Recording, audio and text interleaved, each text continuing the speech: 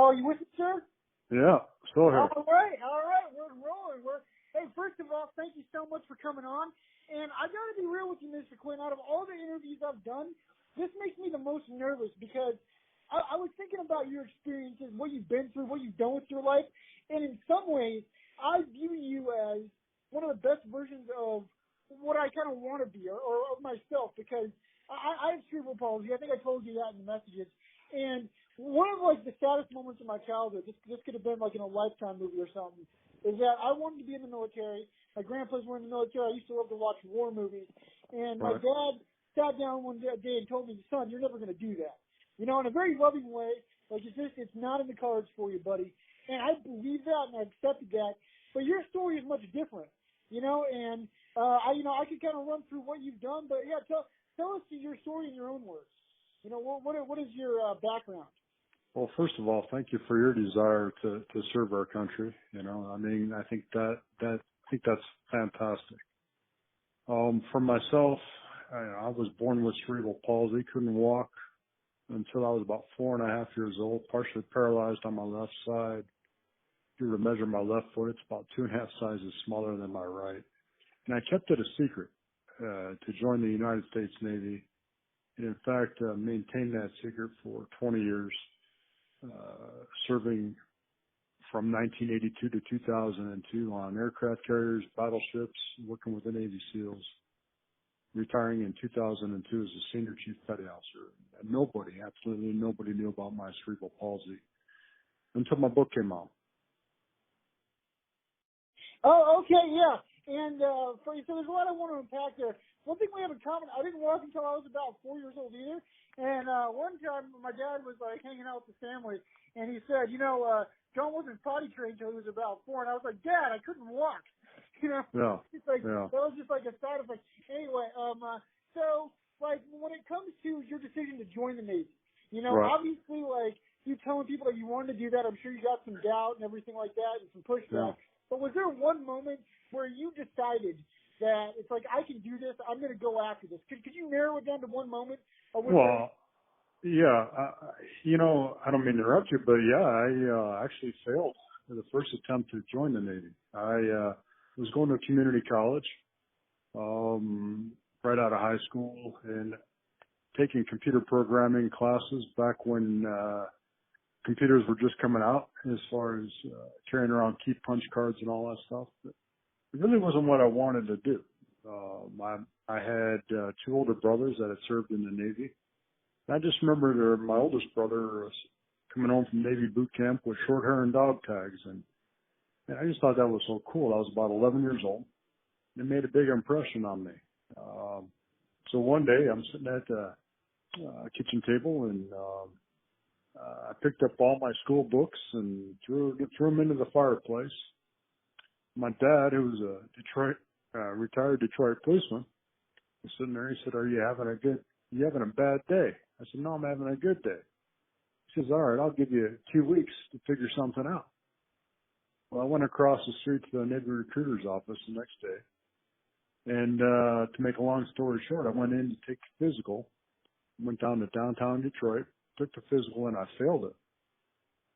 I couldn't do this one exercise they wanted me to do called the duck walk, where you kind of get down in a catcher squat and put your arms out straight and kind of waddle around the room. And you had these 3 doctors kind of looking at your spinal alignment. And I was about 6'1", about 128 pounds, and I couldn't hold up my own body weight. These doctors, they come over and they said, "Son, we don't know what's wrong with you, but we don't want somebody like you. Go home." So that's what I did. I came through the front door of my house, and my dad was sitting there. He said, "How'd it go?" I said, "Dad, it was hard. Even for somebody with healthy legs, it was hard." And I'll never forget it. My dad looked at me and said, "Johnny, life is hard. Question is, what are you going to do about it?" So the next day down in my basement, I started doing that duck walk exercise. In fact, I did it every day for a year. And then I went back, and I'll tell you, I was the best duck walker in that entire building. Passed that physical with flying colors and was able to serve for the next 20 years. So, yeah, and I love that story, and I think that's amazing, first of all. I hope it gets turned into a movie someday, because that's like perfect, like Lifetime movie stuff. That's great. So I want to go back to your childhood. So you came from a family of, was it 8 kids total? Yeah, 8 kids. I was number 6 in line, so I've got 2 younger brothers. Yeah, 8 kids and 1 bathroom growing up. Oh wow, yeah, that's not a lot of fun. But so I want to ask you, like, coming from a family with a lot of kids, I can imagine that there's kind of like that need for attention, from your parents, just because there's so many of you. And do you think that was a big driver in your mind to become successful, as a big motivator, just in terms of like that want for attention and that need to make more of yourself? No, I don't really think so. But what I will say to that is, I think that all I wanted to do was keep up with my brothers and sisters. I wanted to get outside and play with them. And on top of that, it was a lot of my success is due in large part to my parents, who said, well, yeah, there's really nothing wrong with you. Get outside and play. Go be a kid. And when I fell down, which was a lot, they didn't come rushing over to pick me up. My dad especially was like, yeah, are you going to lay there and cry, or are you going to get up? Choice is yours, but dinner's at 5 o'clock. You better hurry. But their thing to me was, whatever you want to do, you can do. Just don't come home crying saying that things are too hard, because we don't have time to hear that from you. So, I give them a lot of credit. I think they realized that life was going to be a little tougher for me with cerebral palsy, and that I had to develop a tougher shell, a tougher mental outlook on things to be successful. And I still carry that mindset today. So, and that's actually perfect, because that reason is something I wanted to ask you about. So a lot of times you talk about your experience on the 7th grade wrestling team. And right. It got to a point where the coach said, we can't have you on the team anymore. And then you make a joke to where it's like you wish you would say that you were one of the best grapplers, but you lost every time. So do you think that that's where real character is formed, like more from losing and failure than it does from success? Well, I think success is born from the ability to not quit. It's easy to quit, but to be able to continue and to try and get better, that's where real success comes from. I love my time on the wrestling mat, even though I didn't win. And it's really one of my biggest regrets of my life is the fact that, looking back on it, the fact that I didn't win, it wasn't because I had cerebral palsy. It simply was the fact that I didn't work hard enough to be successful. And I wish I could turn back the clock and work harder to be successful. But yeah, the lessons that I learned on the mat, I still carry those forward today, as far as not giving up and trying to find a way to be successful in this world. So, the expression that comes to mind for me, and I'm not trying to be contradictory, just kind of giving maybe a little bit of a different perspective, but have you ever heard of the expression chasing a skinny rabbit? No. It's where you have a goal or desire in mind, and, you almost get there, but you maybe don't have quite the skills to, succeed, and you keep chasing after it, and then one day you realize you spent a lot of time chasing the skinny rabbit. When you go hunting and you bring home a skinny rabbit. So, when it comes to, people with disabilities like us, I get worried that, telling them to try and join the Navy or be on the sports team, that might be like chasing a skinny rabbit. Right. I agree having, a desire to, follow through on your dreams and your goals and stuff. Sure. But should there be some kind of, just a realization of, what cards you have to offer? You know what I'm saying? Oh, and that's a great question. It's a really good viewpoint. And I speak about that quite a bit. I do a lot of speaking around the world. And one of the things that really frustrates me is the fact that we're not even given the opportunity to chase the rabbit, because you have cerebral palsy. Therefore, you put into a box of, well, you have this, therefore don't even try. And I'm not saying that there are people out there, many people with cerebral palsy that can serve in the United States Navy, all right? But there are people that can do it. My problem is the fact that you're not even allowed to try and hit the standard. And I'm not asking for a lowering of a standard to make it easy in whatever you want to do. my frustration is the fact that we're dealing with a preconceived bias already built in that society says, well, you have this, therefore you cannot do this or this, whatever it is. Well, that's just not true, So I'm constantly speaking to that point as far as just give us the opportunity to hit the same standard as everybody else. And yeah, obviously that's important. And one reason I really agree with that is because I think one downside of getting rid of the draft, even though I kind of understand both sides of that, like one downside to that is like we don't have the numbers that we used to have. I think that we need people to join the military, and I think you're absolutely right. It makes 100% logical consistency to me that if you could hit all the standards, yeah, like one disability or one minor like physical hindrance, whatever, that shouldn't like really stop somebody from doing it. So I want to ask you about your experience in like the Navy. So like when it came to basic training, right? Mm-hmm. Like you said that nobody like you didn't tell anybody about it. Right. So like, but you said one of your feet's smaller than the other. Like, couldn't people tell? Like, I hit it pretty well. And in boot camp, I tell the story that I actually got blisters on the back of my feet that got infected. I wasn't allowed to go into the hospital to get them treated, and I got blood poisoning in my legs. So I wound up in the hospital with blood poisoning, and they wanted to kick me out from the hospital bed, and I said no. But to answer your question, yeah, I think there were times in my Navy career where people they would come up to me, what's wrong with you? And I said, well, I hurt my foot in boot camp or this and that. Now, again, I would have loved to have told the truth about my condition from the very beginning. It would have been so much easier for me mentally to tell the truth. But again, they wouldn't have even let me in the front door. And this is what I wanted to do. And I come to find out I was a pretty good sailor. Yeah. So, like when it came to like basic training itself, that's like, what's that like in the Navy? First of all, like give like somebody who doesn't know much about it, kind of like a rundown, and then what were some of some of the more challenging moments of that? Well, I can only speak from my own experience. I went to boot camp in January of 1982. Now, I know that it's changed quite a bit, but my experience, it was very difficult. Everybody goes to boot camp in Great Lakes, Illinois, where if you go in the summertime, it's blazing hot, and if you go in the wintertime, it was very cold. I happened to go through the winter of January of 1982. It was one of the coldest winters in Chicago history. We were dealing with temperatures of 30, 40 below zero. And then you deal in the wind chill, they call that the hawk. And, we're, 60, 70 below zero. It was very tough. It was very intimidating.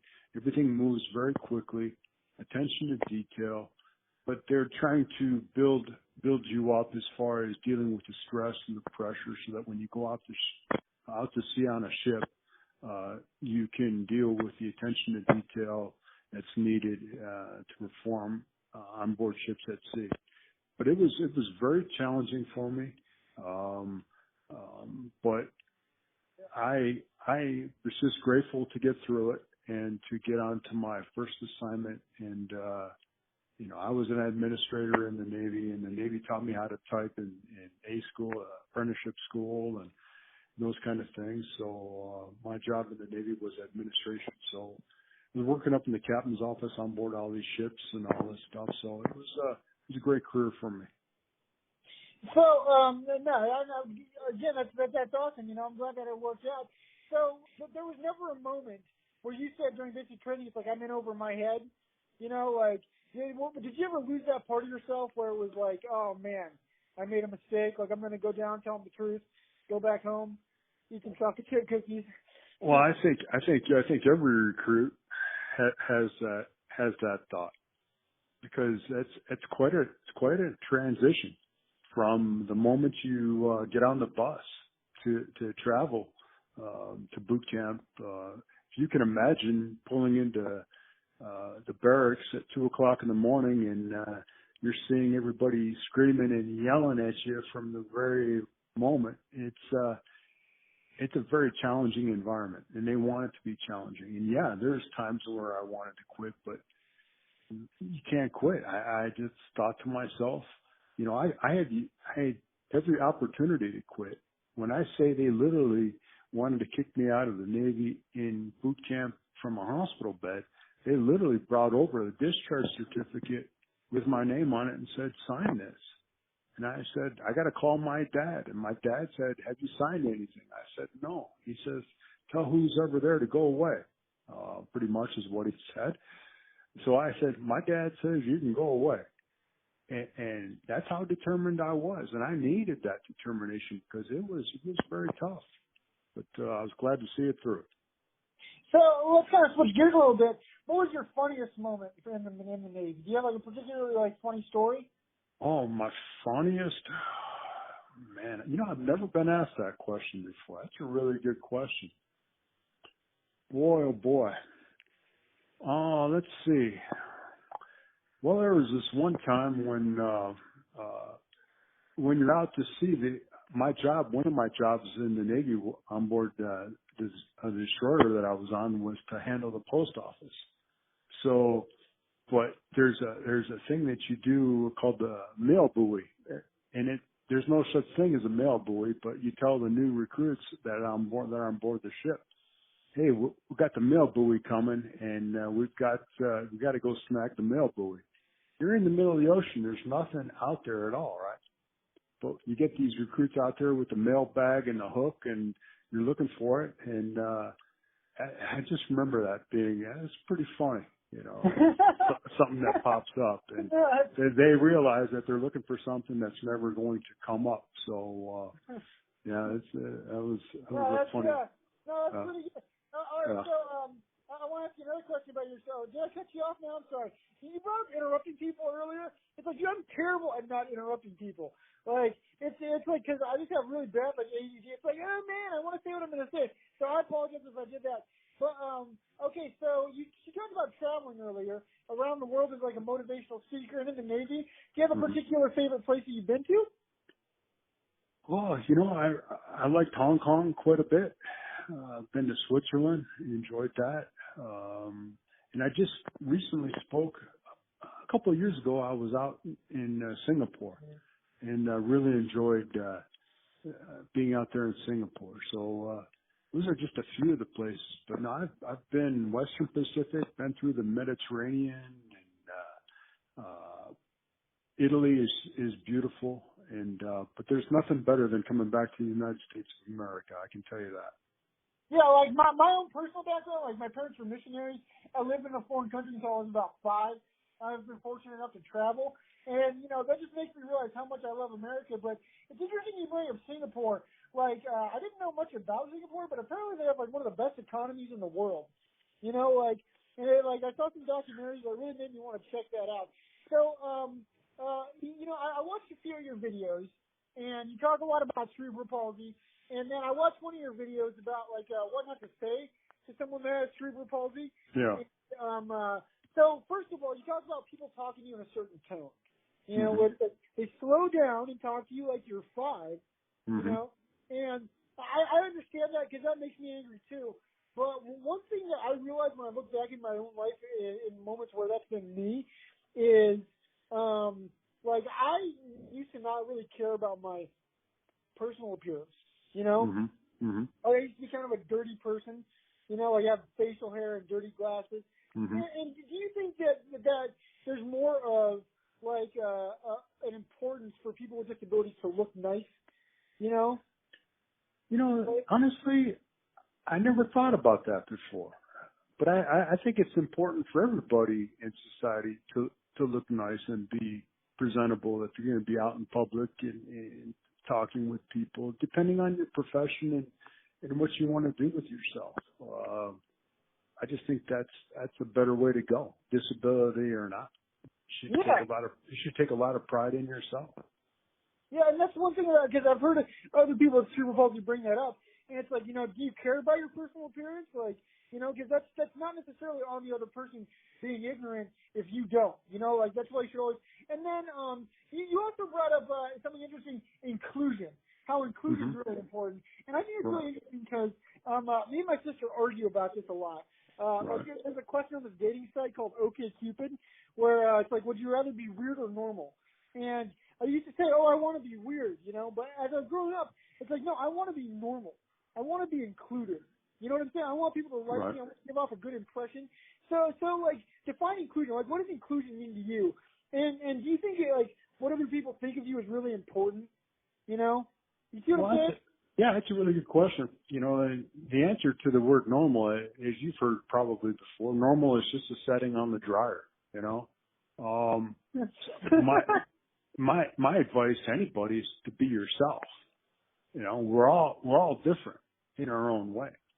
You know, so just be yourself. And as far as what other people think of you, well, you know, that used to be really important to me, but as I get older, I realize it's really not. You want to be respected and you want to be liked. I understand that, to be part of.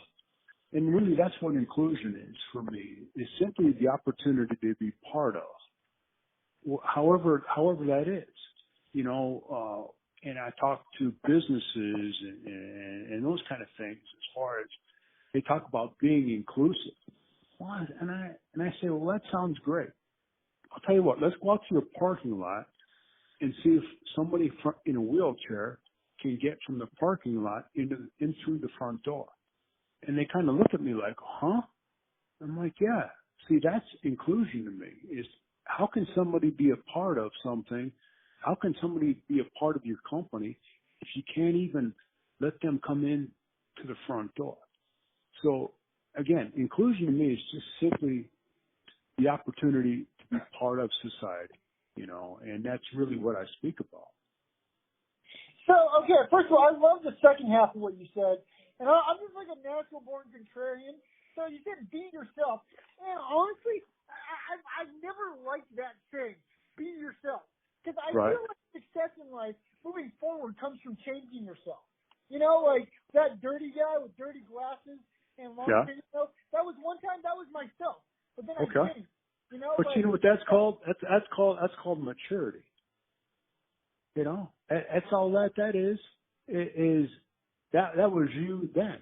But as you've gotten older, you've changed and you realize some things that, hey, you know, maybe I do need to clean up a little bit. Maybe I do need to change a little bit. And there's nothing wrong with that. But just listening to you, I can tell you you're a very unique guy. You know, but you're different from me. You know, if you're going to try and be like everybody in your circle, you can have problems. I guess that's my point. You know, so be yourself as far as what your personality is. That's really what I was trying to get to. Didn't mean to interrupt you. No, not at all, not at all. Like, I love when people interrupt me because I always interrupt other people. So I like when it's a two-way street. And honestly, I don't even notice when I'm being interrupted because I'm having a great time. But so, okay, so like on to being yourself, like, because you're from a different generation, I want to get your thoughts on this. Bullying, okay? Right. Obviously, I support people being nice to each other. I wouldn't want my kid to be a bully. But do you think that there's some use to being bullied? Like, I feel like rejection and people being mean to you is kind of how you develop that thick skin. You know, like like learning to be yourself is learning like, okay, you know what, like I'm going to be tough. You know, like do you think that this whole anti-bullying notion kind of wants to put people in like sort of a bubble wrap world? You know, does that make sense? I understand your point, but here's what I'm going to say. There's no room for bullying. Okay, it's wrong on any level, right? It really is, and the bullying that's going on today is so much different, and I think it's a lot tougher than it was when I was growing up in the 70s, right? Because I didn't have to deal with social media so much and all that and all the online stuff. You know, I think there's so much pressure on kids today to try and fit in and all that, as opposed to when I grew up. Now, is it all right to be challenged and all that? And this really goes back to our earlier point of trying to hit a high standard. There's nothing wrong with trying to do that, you know. that's where I think you can learn to be tough. Like the military doctors telling me, no, go home. You know, I didn't want to do that. So I had to push myself, you know, to hit that standard. But as far as bullying, no, I really don't think that there's anything useful that comes out of it. You know, I can speak from personal experience on that point. Yeah, no, and I can too. Like, you know, like, 'cause, you know, I was going to school. I tried to be cool in high school. I tried to fit in with a bad crowd. I Right. didn't embarrass myself. And yeah, and I went through some things that, like, if I told you about them, you'd be like, oh man, like, yeah, I carried it around for a long time. And again, I really support being a nice person, but I don't support. I also understand how that made me stronger. Because no, I really appreciate what you just said there. You know, 100%. And I'm gonna kind of like come out of nowhere with this question because this is something my grandpa told me. I told you he died recently, and he always made this point. I thought it was really interesting. So like I asked him once about like divorces, you know, like the American ban on divorces, and he said the reason for the cause of the rise in divorces in his mind is that men didn't get drafted anymore.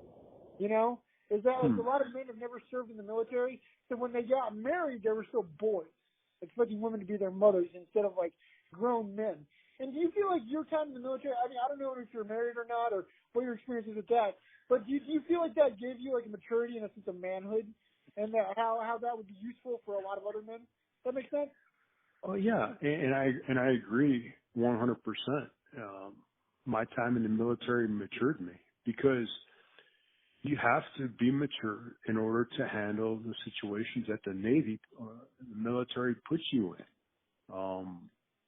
And it's pretty amazing. I used to give tours on board big aircraft carriers to CEOs of companies, for example, right? We'd have the CEO of Texaco Oil come on board this aircraft carrier, and I walk him up to the bridge, and behind the helm of the ship, the person actually steering the ship is this 21-year-old sailor. And he'd look at me like, that kid's 21. I said, yeah. Well, he was expecting some 50-year-old grizzled, you know, seagoing Navy dude, you know, behind the helm. And I'm like, no, this is his job. This is what he's trained to do. So the maturity level that you have to have and gain pretty quickly in the military, I think it was perfect for me, and it can be perfect for a lot of people, men and women. Yeah, no, like that's a great quote, and that's a really great answer to that question. And I wish, you know, like I should say that I know a lot of people that have like completely done a 180 because of the military, and I think it does get kind of a bad rap in a lot of ways. So another one of your videos that I watched, it was like questions not to ask somebody with CP. I think I've already brought it up once, but excuse me, like one. Oh wow, excuse me, sir, but it's one of the questions was, is that like MS? You know, like that was one of the questions that annoyed you. Yeah. Or is that like a disease? And honestly, like, I don't think I would mind that question if it came out of like honest curiosity. Right. You know what I'm saying? Like if it's coming out of like do you kind of like forgive people of their ignorance if it comes out of like a place of trying to learn? Well, I do. And the way that I look at it is it's an opportunity to educate. It's as simple as that, because there's so much that's not known or misunderstood about cerebral palsy in our society. So I'm constantly explaining to people, no, I don't have MS. I have cerebral palsy. It's not progressive. It's basically a stroke when you're a baby, and those kind of things. And just that's you know, if you're going to write a book and step into the public, you know, world, you got to deal with these things. And I just look at it as an opportunity to educate, you know. So that's the way I look at it. Yeah. And like, you know, that reminds me of like a story I have where my sister was like a little kid. She was in like second grade, and there was like a guest speaker. And I don't know what his background was, but she told him that I have cerebral palsy, and the guest speaker told her that I was going to die. You know, and of course I'm going to die one day, no, that's not going to cause me to die.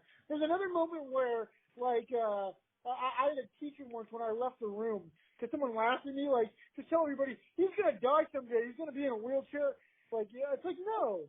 You know, it's not the same thing. Like, you know, it's like, yeah, people are kind of ignorant, but on that same note, it's like I'm kind of ignorant to what cerebral palsy is and every aspect about it because that doesn't define me. You know, like I'm not defined by my disability. I don't know a lot about it. You know, like because that's just like 2% of who I am. You know, but on that same note, I kind of want to ask you because you talked about things that people say that annoy you. Have you ever gotten God can heal you if you just ask? Have you ever prayed for healing before, Mr. Quinn? Healing? Yeah. Oh my gosh, that's the most obnoxious one. Like, you know, I get that going through an airport or something like that. You know, but again, I look at it as I'll take any and all help that I can get. Is the way I look at it. You know, and if it makes you feel better, then okay. You know, but I just kind of smile and say thank you and go about my day. But you know, there are some situations that come up. I just kind of shake my head. I had a lady in the grocery store a while back walk right up to me. What's wrong with you? I said, lady, how much time you got? Because we could be here all day. You know. So I just look at it as an opportunity to educate. And you know, real quick, I just wanted to say that, you know, I think that there's a lot of frustration and anger within the cerebral palsy community on a lot of levels, you know, whether you're frustrated about your condition or not.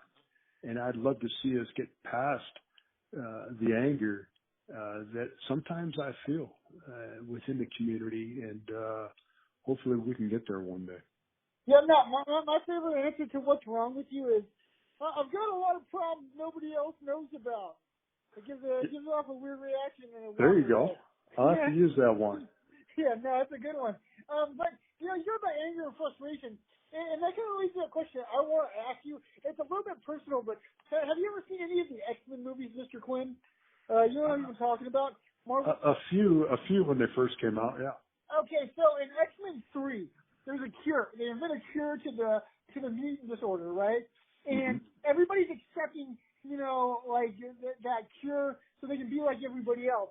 And then that was like that movie was a changing point in my life because that made me realize I wouldn't accept a cure, you know, if for cerebral palsy, if it was given to me, because that's a part of what makes me unique and who I am, you know. So would you accept that? And do you find like that within your disability there's something fundamental to your identity? Well, it is. No, to answer your question, no, I would not accept a cure because of everything that I've experienced in my life, and I believe the good that I've done through sharing my story and just being out there and talking to kids and parents and giving them a little bit of hope about their condition. So no, I wouldn't change anything. But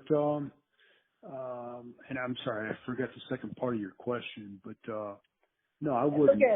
I wouldn't accept the cure. Is it like fundamental to your identity? Yeah, which I guess is sort of a part of like the first question. I don't know, but it's fundamental to who I am. You know? And you know what? For somebody who didn't tell anybody about his condition for over 20 years, the last line in my book is, "It feels good to tell the truth." You know, and that's really by telling the truth about ourselves.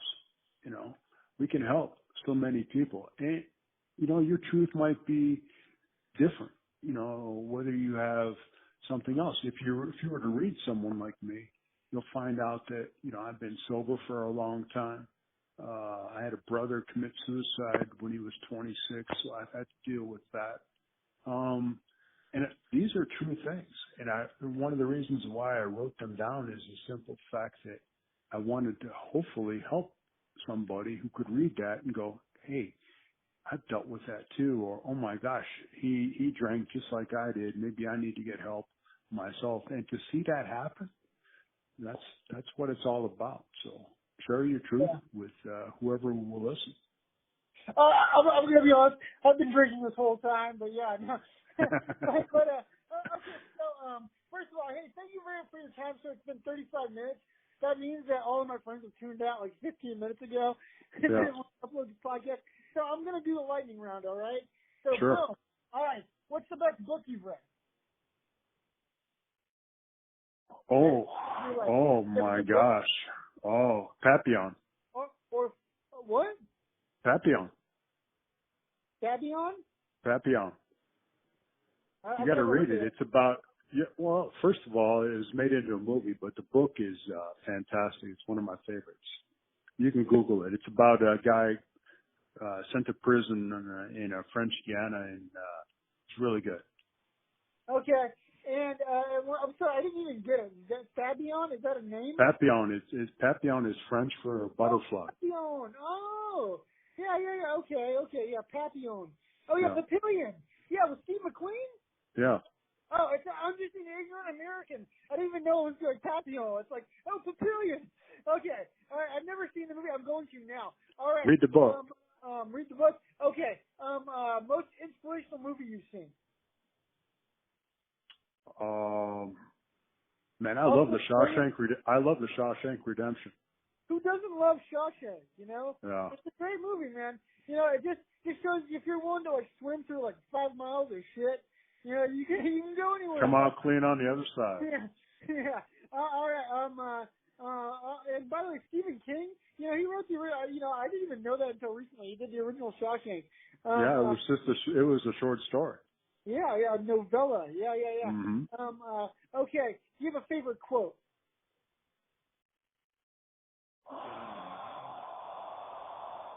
That's an awesome quote. Man. Oh, yeah, tough question. Oh, my dad's quote: "Life is hard. Question is, what are you going to do about it?" Did you know about Socrates' quote about how excellence is like a byproduct of habit? Hold on. One second here. Okay, actually, wait. This is really awkward. Sorry about that. I'm not even gonna look up that quote. Oh wait, no. I am. Hold on one second. Okay, another question. Okay, so this is a final. Yeah, my other favorite quote is, "Luck is a residue of hard work." Yeah, no, absolutely. Like I think that there is such a thing as luck, you know, in this world. Like people do get lucky sometimes, but like especially when it comes to talent, though, it's like I kind of had an epiphany recently where it's like talent.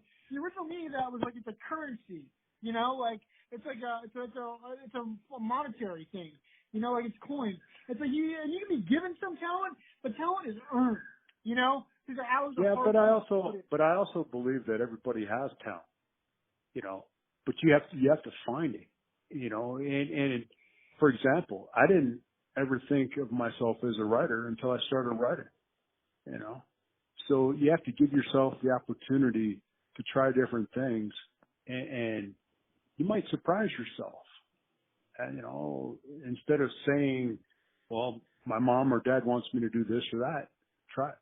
Which is great, but try something different. And, you know. Yeah, no, and I'm glad. Like honestly, like writing, that's one of my biggest life goals. And one thing that I would just say as advice is don't accept compliments, and then just stay where you are, and use that as a means to not keep working at what you want to do. You know, because for instance, like I've been doing stand-up comedy. And I've been getting pretty positive feedback, but I don't think I'm good yet. Because once I accept the idea that I'm good, I'm not going to keep working at it. You know? Can always get better. Always get better. And whatever you do in life. Yeah. But yeah, you can always get better. And don't let like positive or negative feedback is just feedback. Don't let that stop you from doing what you want to do. You know? And keep trying to improve. Absolutely. So I'm sorry, I found that quote. I want to know what you think of it. Okay. We are what we repeatedly do. Excellence, then, is not an act, but a habit. I love that. Well, and the thing is, with that quote is, it can go the other way. So, you've got to develop good habits, right? Yeah, no. Yeah. So find good habits to do instead of bad habits, and just keep moving forward, trying to build on each day. Yeah, and that's what I struggle with, just because I've always been a big TV watcher, Right. and like internet's like, also like I've had an internet problem, I've had a TV problem, it's hard for me to not sit on my butt and get fat and eat junk food, Sure. but that's kind of who I am, right? That's Sure. just a habit that I have, and you can break that. So and that's actually, I'm glad you said that, because that leads into my last question. So, somebody is a loser. Somebody needs to turn their life around, all right? They want to do what you've done. They want to defy expectations. Okay? Right. What advice do you have for somebody listening that wants to turn their life around and do a 180? Just start. You just got to begin. That's it. You got to make a mental decision to begin. Once you do that, then you're ready to go. But you got to tell yourself, okay, today's the day. And it can start right now. It could start this very moment. But you have to do it. And you got to do it for yourself, nobody else. The choice has to be yours. So if you're sick and tired of being sick and tired or whatever it might be, today's the day. Oh, I love that, man. Like, I think that one of the things that makes us most unique as humans is that we have the ability to control our thoughts, to direct our thoughts. That's So true. it's like you can make a decision right now to go towards what you want to do, to become that better person. And, Mr. Quinn, hey, thank you so much for your time today. Like, it means a lot to me. I can officially say, I'm looking at the timer right now, 42 minutes. That's the longest I've ever talked to anybody with cerebral palsy. I'm not gonna lie. Like, well, you got any other questions or anything else you want to talk about, or let me know. Yeah, for sure. Do you have like what's the name of your book again? I'm sorry, like what's the name? Yeah, it's called Someone Like Me, an unlikely story of challenge and triumph over cerebral palsy. And you can go to my website. It's John W. Quinn, QUINN.com, and check it out. Yeah, Someone Like Me. Hey, you're someone like me, John. Even though like we're alike in some way, we're a lot different. We're different people. Okay, yeah. I guess I have another question for you. Like, sure. do media depictions of people with cerebral palsy make you mad? Because like, did you ever watch Breaking Bad? With R.J. Mitt. Yeah. Okay. Yeah. First of all, I love R.J. Mitt. Like, I've seen him interviewed and stuff. He seems like a cool guy. I'd love to hang out with that guy. That character, though, made me so mad. Like, because, you know what made me mad about that character? Okay. It was the fact that he had no idea his dad was selling drugs. Okay? Yeah. How do you not know? How do you not know? How do you not know, Walt Jr.? Huh? Okay, your chemistry teacher dad jumped up 3 tax brackets in a year. What was it, RJ? What the Walt Jr.? I'm sorry, man. That makes me mad. No. Another great depiction of people with cerebral palsy. Have you seen the second season of Fargo? No, I haven't. Tell me about it. Yeah, okay, so the second season of Fargo, it takes place in the 70s, and like there's this like crime family, and one of the kids has cerebral palsy, and he wants to kill somebody, but he's like a bad shot. They're right. people with like load the gun and stuff. But yeah, it's a really cool subplot of somebody with cerebral palsy. And then obviously, I'm sure you've seen this. Have you seen Usual Suspects? Man, it's been a long time. Oh, dude, you're talking the movie? Yeah, with Kevin Spacey. Yeah. Like, see, minus the last 30 seconds of that movie, that would have been my favorite movie of all time. It's like, okay, so wait a minute. The guy with CP was a badass the whole time. He was a big crime boss, but then boom, he doesn't have CP. Sorry, guys, it just spoiled the movie. But in talking about this, it's the representation of people with disabilities in media. I think that's a big issue, and it's something that needs to be looked at and again, my question is, if you're going to have somebody in a movie or in a TV show that has cerebral palsy, are there actors out there that with cerebral palsy that can do that role? I think there are, right? I think there are. Yeah. So putting an able-bodied person in that role, I don't know about that. It doesn't really fit for me. I'd love to see more representation, and and more people with disabilities just be people in the movies or in TV without them being looked at as people with disabilities.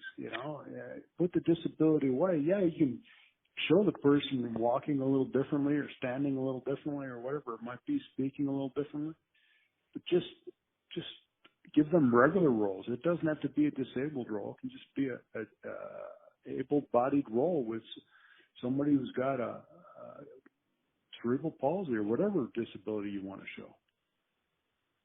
So, I mean, like, there's a part that I disagree with that in that, like, I believe it's okay for actors to act in terms of, like, Bryan Cranston, a real world quadriplegic.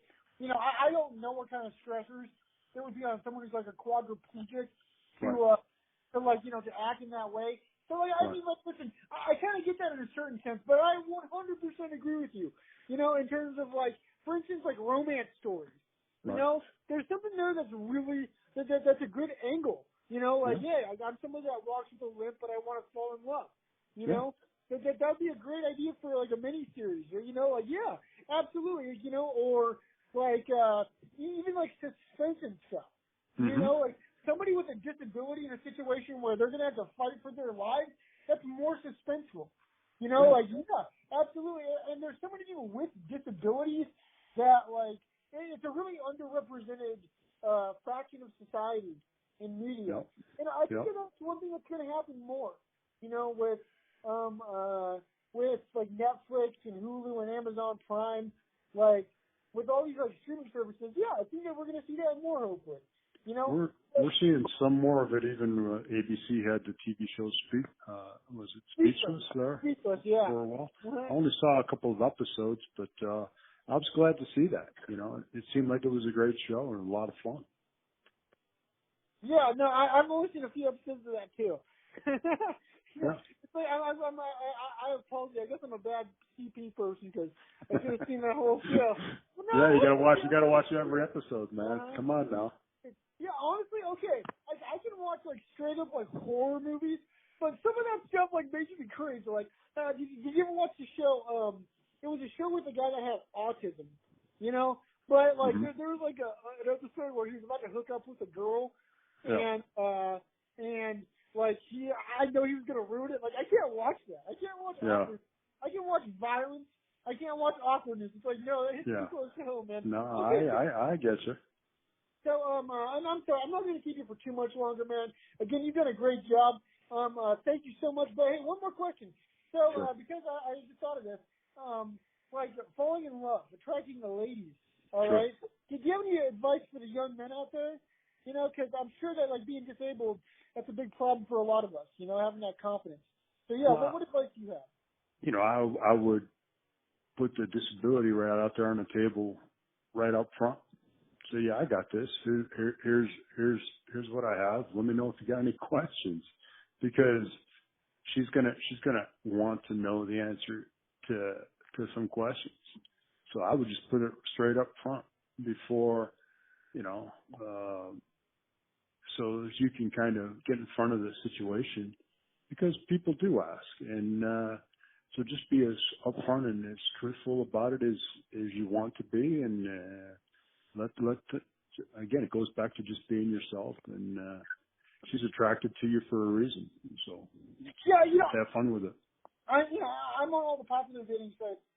OkCupid, Tinder. I don't mention it. Yeah. Like I think like because I'm a little bit more disabled than you. I think. Right. Like I have a little bit more of a limp than you do, but it's not something that really like is a big, big problem. You know, Right. it's like, I'm going to be able to go to the restaurant that we're going to meet at. I'm going to be able to buy you coffee. I'm going to Right. rent a table. You know, so like I don't know about that, like mentioning it right off the bat, but yeah, like I totally agree with what you're saying. Like otherwise, like and then another thing I want to ask you just real quick.